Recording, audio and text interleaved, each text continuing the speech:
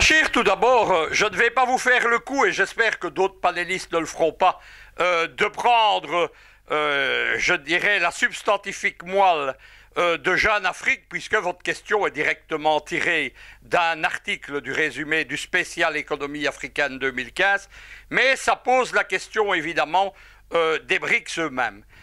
Je ne vous répondrai pas non plus dans le domaine de l'économie, mais je vais vous répondre directement dans le domaine de la géopolitique. La grande question, c'est de savoir si les BRICS, qui sont un peu un assemblage opportuniste, ce n'est pas eux qui ont décidé d'être les BRICS, ce sont des économistes qui les ont regroupés en tant qu'économie émergente dans cette espèce de concept novateur. Mais la grande question, celle qui se pose notamment régulièrement dans les instituts et la presse russe, est-ce que les BRICS sont un bloc géopolitique?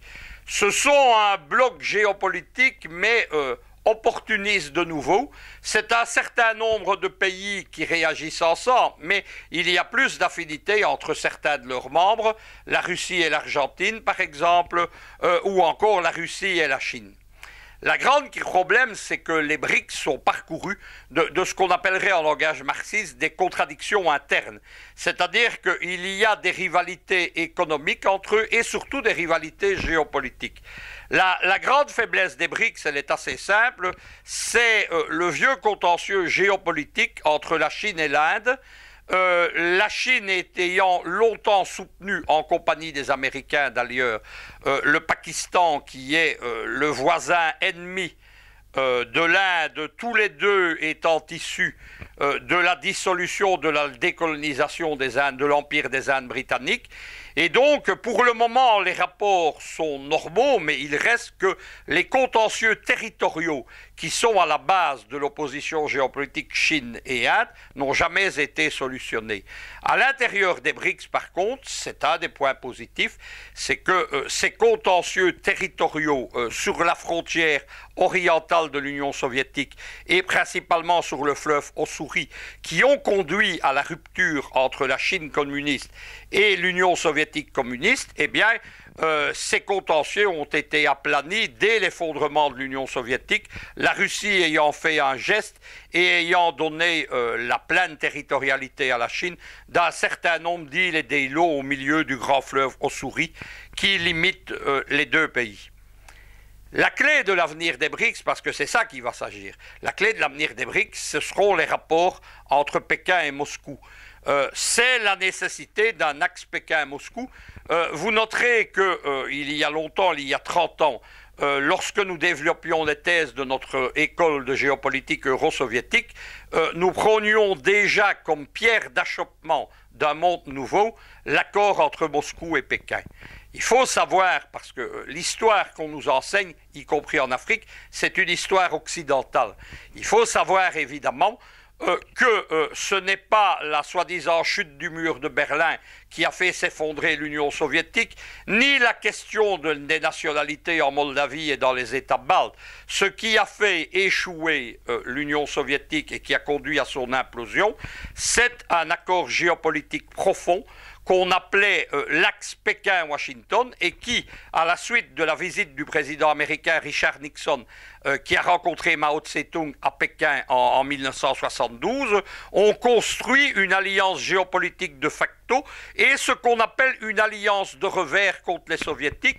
Ça a conduit notamment la Chine à appuyer le Pakistan, qui est le principal allié des États-Unis dans la région et qui est, on l'oublie très souvent, la clé du phénomène djihadiste actuel.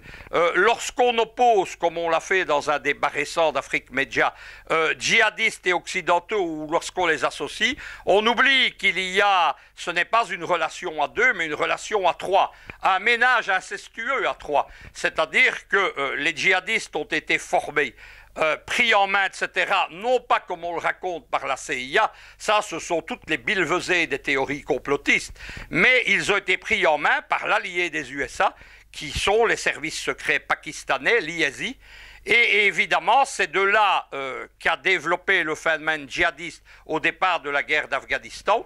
Tout ça n'a été possible que parce que Pékin se dressait aux côtés des Américains, honteusement souvent, contre Washington.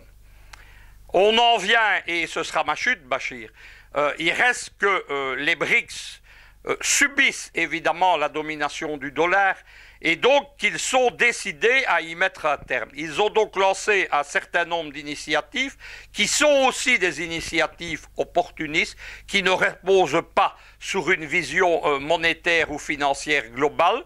Le but, c'est d'arrêter de subir la malignité des institutions de Bretton Woods et la malignité d'une économie mondiale basée sur le dollar. Ils ont lancé donc des banques d'investissement régionales, etc. Et ce sera ma chute, mais comme Jeune Afrique, avec lequel je suis pour une fois d'accord, l'explique très bien, les BRICS ne sont pas des institutions de charité, ce sont des pays émergents. Certains d'entre eux, à part la Chine, ont d'immenses problèmes financiers. C'est notamment la crise du rouble actuelle. Et donc, ils prêteront de l'argent avec la certitude d'être remboursés et d'être remboursés à court terme. Mais on sait, prenons le cas de l'Afrique, puisque c'est ce qui nous intéresse dans ce débat panafricain, on sait que l'Afrique, souvent, n'a pas pu rembourser ses prêts, ce qui a conduit parfois à une mainmise des Occidentaux et du Fonds monétaire international, ou à des cadeaux, souvent, de grands prêteurs, la Russie de Vladimir Poutine ayant, par exemple, remis les dettes de nombreux États africains.